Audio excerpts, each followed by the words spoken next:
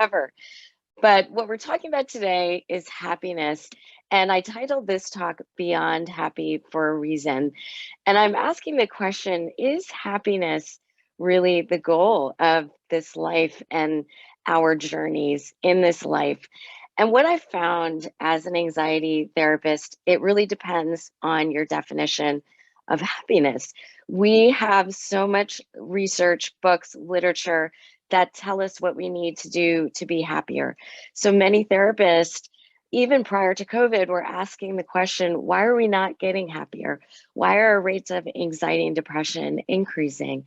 And what we believe this to be related to is our cultural definition of happiness.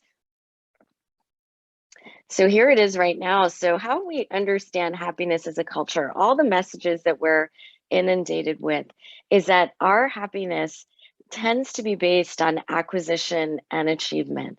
It seems to lie in what you do and how well you do it and what you have and how much you have of it. And we are constantly consumed by this pursuit of happiness on those terms.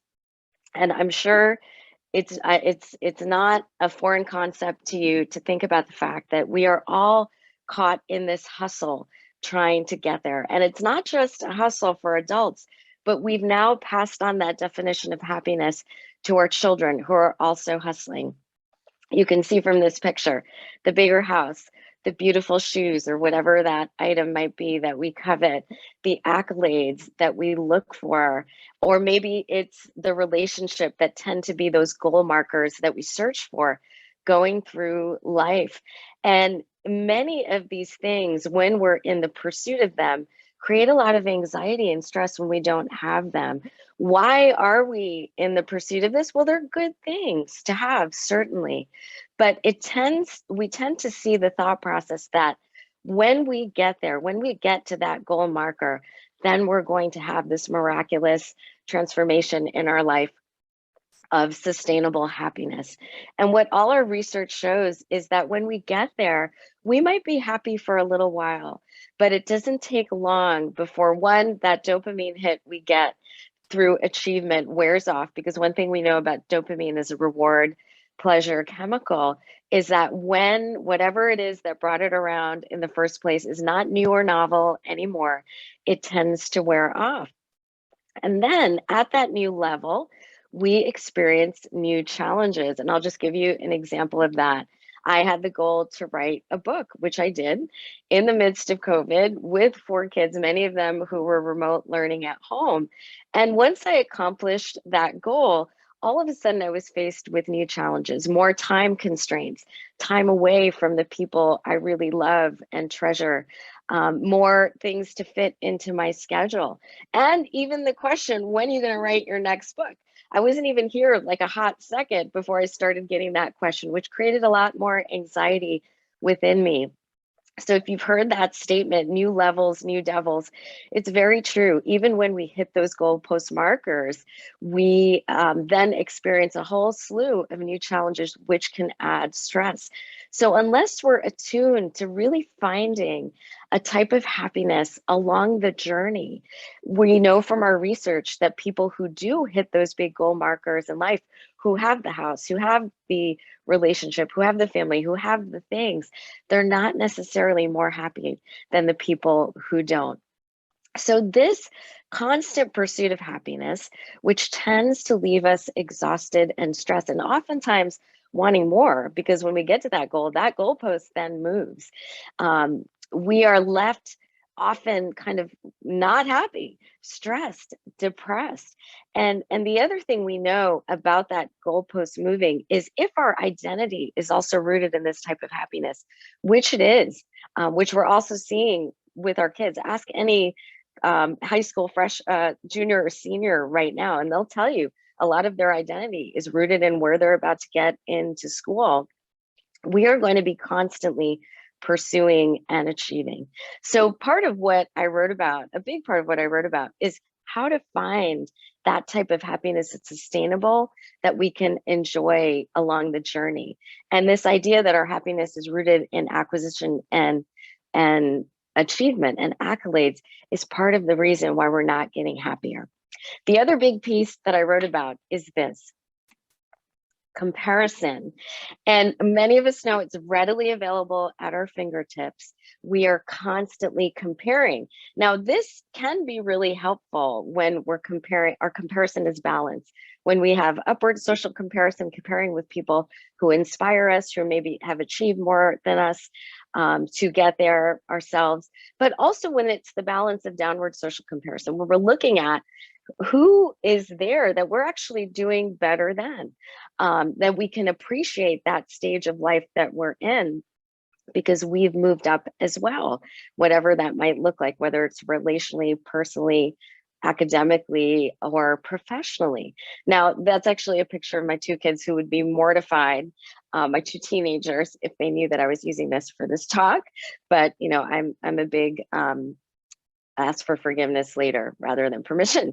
So what we know is in this pursuit of happiness, many of us are left with very little time, stressed, disconnected, and our phones are right there at our fingertips to provide constant entertainment, any silly cat video or dance video, any shopping cart that may intrigue us. So we constantly go to our phones, but there's danger in that, as many of us know.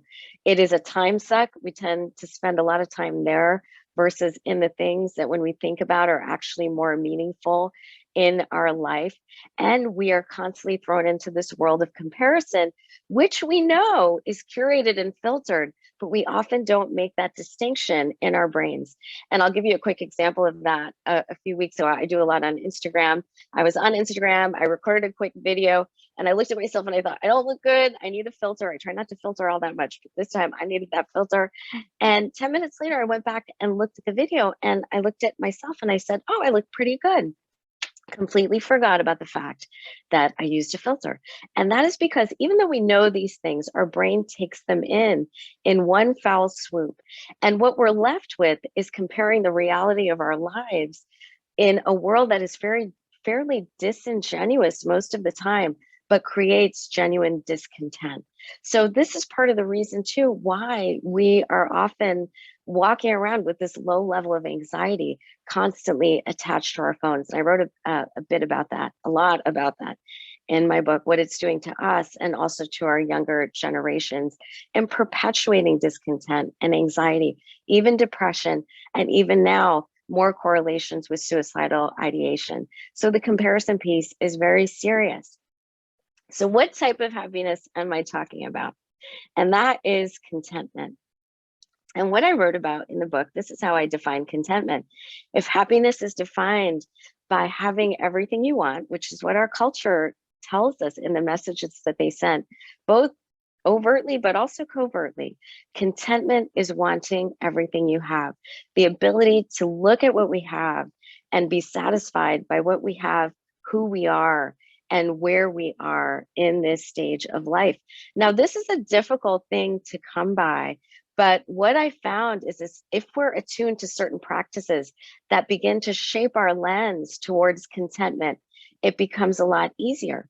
And I wrote in the book about 8 different postures that help us to do this, that help us to get there. Interesting enough, I just saw a video recently about Jim Carrey, and he said on the video, I am going to say something that you won't hear from people in Hollywood, and that is, I have enough. And he was talking about retiring. And the reason he was talking about retiring in the world that he lives in, where everything is driving you to doing more, being bigger, having more, he said, I found a lot of contentment in my spirituality, in putting paint to paper. I'm enjoying this part of my life that makes me feel calm and peaceful and satisfied. I write a blog called The Good Enough Life for Psychology Today. And good enough, in my terms, is not about mediocre. It's not settling for less than what you want, but it's the ability to see what is already good and what is enough in the life you have that is more than enough to satisfy you. So this is contentment. And I'm going to read you a really quick excerpt of my book. This is the book. This book won't make you happy. Now you understand why it says that. It's about our cultural definition of happiness. And I write in the book, contentment is the deep appreciation of enough Contentment recognizes that enough is sufficient, satisfying, peaceful, yet powerful. Living with an attitude of enough frees us from those things that hold us captive. Enough always sees the beauty of the life we've been given exactly how it is. Now, when it comes to goals and achieving goals, I want to share with you that the day I turned in this book, this is a goal I was working on for 8 months, I started having debilitating panic attacks. Now, it was super helpful I wrote the book because I knew exactly where I wanted to direct my time and which practices I knew that were going to turn me around very quickly. But it just shows you that good stress is still not good for you. My body had stored up so much adrenaline and cortisol, and it had nowhere to go once my book was done. And it came out, and my body was sending me a very clear message that I needed to stop. And I listened to that message loud and clear. So I just wanted to share with you 3 things that I did that helped me to get back to the life I really wanted, even in the midst of pursuing the goals that I had for myself. One is gratitude. Now, gratitude is not just a nice thing to do as we think about it. And what I wanted to do was go back to a gratitude perspective. And now it's quite easy once you shape your lens towards gratitude to see gratitude even in times of challenge. Like I said, I'm looking forward to my Mother's Day alone in isolation. Expressing gratitude, we know, bathes the brain in dopamine. And when we have an increase in dopamine, we are more motivated to accomplish our goals. We have increased pro-social behavior. We want to connect with other people. And we notice an increase in productivity. And part of that is that we are lowering stress in our body, that cortisol and adrenaline. And stress in our body is very serious because our body is preparing to be attacked, whether it's good stress or not. And it will sacrifice immune function to bring down that level of cortisol due to the regulation of both immune function and cortisol by the HPA axis, hypothalamic pituitary adrenal axis. So gratitude then not just becomes a nice thing to do. We know from studies, people who practice gratitude live longer, they live healthier, and they live more meaningful lives. And what I suggest, if you're looking into this practice, it's detailed in my book, just start with thinking of 3 things a day that you're grateful for, specific things. People ask me, what if I'm writing about the same things a day? Well, if you're writing about your partner or your kids or your health, write about specifically what is it about those things or people that struck you that day that you're grateful for. And our studies show that when we write that down, if you can write those 3 things down, the benefits extend weeks past when you're just thinking about them. The second thing I did was I wanted to cultivate more connection in my life. Now, the Harvard Grant Study on Well-Being, and I know I should probably not say the H word while we're talking about Yale. My husband is a Yale alum, and we don't say that word around here. In fact, one of my kids really just wants to get into Harvard, so my husband has to wear that Harvard sweatshirt, but I know he's not going to. He wouldn't even wear a Hogwarts sweatshirt. But that study is our longest longitudinal study on well-being, over 80 years. And what we saw in that study is really connection is the key to well-being. We live longer, happier, healthier lives, regardless of actually socioeconomic situation. They looked at people from economically distressed areas and from the privileged halls of that H word institution, and they all experience increase in well-being, longer, happier lives. We know connections and results in less physical pain later in life, people who feel connected to their partners, and a release of mood elevating neurochemicals such as serotonin, oxytocin, and endorphins, which mediate our pain response. And what I did was I just scheduled time twice a week to take a walk with a friend whose relationship meant a lot to me. I found that in this pursuit of my goals, I lost time for some of the people that mattered most. And let me tell you, I'm very selective about who I take a walk on that day. I have a lot of friends who I love, but many of those walks would result in therapy sessions for them. So I picked the friends who I knew I wanted to strengthen our connection and really do life together in the long term. So we know connection is one of those things that help us feel contentment longer term and a greater life satisfaction in life. And I think it's actually the heartbeat of contentment. Next, I started a 5-minute practice a day of meditation and relaxation breathing. The way I started was on that Peloton app, which costs $12 a day to do, that have meditation exercises. But the biggest thing about meditation and relaxation is it trains your brain to be more focused in the present. The key, if you're just starting, is deep diaphragmatic breaths with a longer exhalation. We want that exhale to be longer than the inhale. So even a 4-6 cycle, 4 seconds of inhale, 6 seconds of exhale. You can do that 1 minute a day, several times during the day. We know it trains your brain to be focused and be present in the things that really matter in your life. It downregulates our fight or flight activity. So when we're constantly in that sympathetic mode, when we're stressed, this little 1 minute breath exercise can put us in parasympathetic. It increases that focus. And interestingly enough, our research shows that we, over 8 weeks, even 8 minutes a day, we see an increase in certain brain matter regions. The posterior cingulate cortex, which prevents us from mind wandering, our left hippocampus, which increases memory and emotion regulation, and our pons, which also has to do with mood regulation and sleep. And we also see a decrease in the region, the right hemisphere of the amygdala, which decreases our negative emotion reactivity to fear or aggression. So it's amazing. These things, all of these things are not just nice things to do. They help us to live longer, happier, more content, and meaningful lives. Now, I just want to end with one quick story. I just saw a patient yesterday who I've seen for years. She's 66 years old. She has been widowed twice. We're working through some depression and anxiety right now. And I told her, you are the definition of my book. The fact that you can have these beautiful moments that are satisfying. She was talking about having lunch with her son and celebrating Cinco de Mayo. And her second loss of her husband just happened a couple months ago. I said, you are showing everyone that even amidst challenges, we can see the beauty of what is amidst the pain of what isn't. And that's what this book is about. It's about cultivating that lens. And I wrote it because I don't want people to wait until they're in tragedy, till they're at the end of their life, where they're looking back and saying, this is what actually was meaningful to me, and I didn't have enough time or attention to invest in it. I want people to begin that journey now. So this is where you can connect with me. That's my website, Niro Feliciano. I have a podcast called All Things Life, where we talk about all types of wellness, spiritual, emotional, psychological wellness. I'm on Instagram a lot, and I have a blog on Psychology Today called The Good Enough Life. Thank you for being here and taking the time to be a part of this conversation. And I'm happy to take any questions if you have them at this time. Yes, thank you. That was great. Definitely share all of your links in the chat, because I'm definitely interested in checking them out. Sure. I do have a question. So you talk about, like, wanting more and being content, and practicing gratitude. It's really hard. I've been practicing gratitude and living in the now a lot, and trying not to think of, I mean, you want to have aspirations and goals, but thinking Absolutely.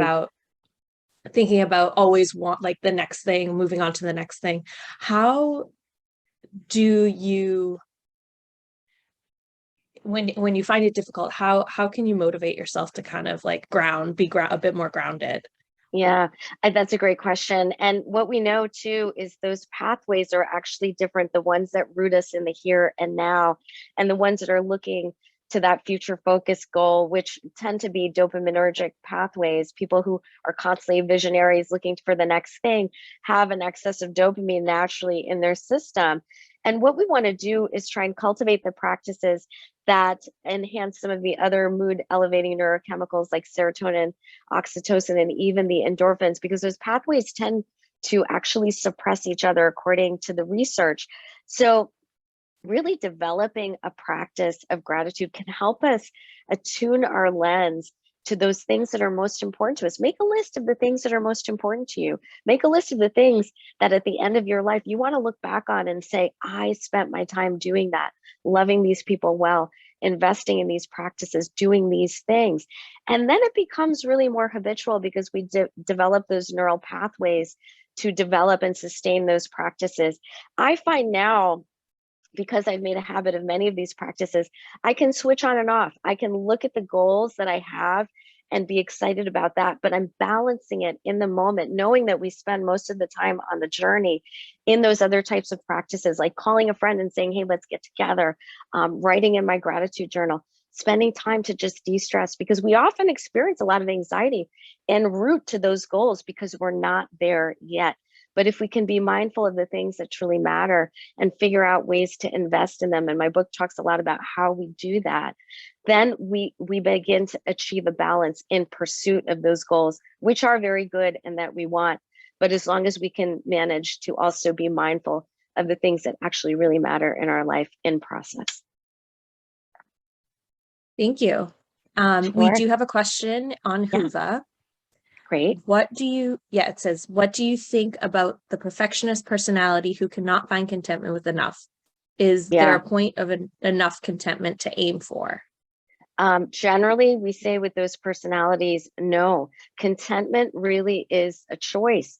And oftentimes we miss what's good because we're focused on the perfect, but there are so many things that are still satisfying if we're able to look at them. It's very hard for perfectionists. I'll tell you what broke me of being a perfectionist was having 4 kids and losing control over being able to be a perfectionist. I've had to, say, okay, this is worth pursuing. This is worth taking it to that level, but this isn't. And it's still good and it's still enough to satisfy. And for people with that personality, again, we have to look at the cost of perfectionism. What are we satisfying to always, what are we sacrificing to always be perfect? Is it sleep? Is it our health? Is it our well-being? Is it the people who are most important to us? Because there's a cost to that perfectionism. And oftentimes we're not the only one that's paying it.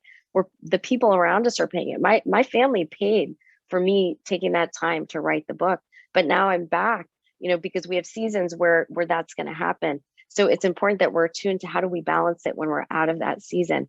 But especially for those people, these practices can rewire us. We create new neural pathways that can create more of the balance. But initially, you have to be intentional about making time for those practices if we want to create the balance. Amazing.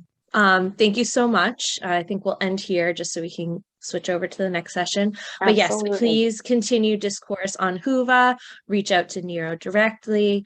I know I will probably be checking out your book. I'm going to have a lot of books to read after this conference. Yep. It's actually, I just saw it's on sale on Amazon right now. So at least maybe you'll get a little deal. All right. Yeah. Thank you. So sure. Thank you for having me.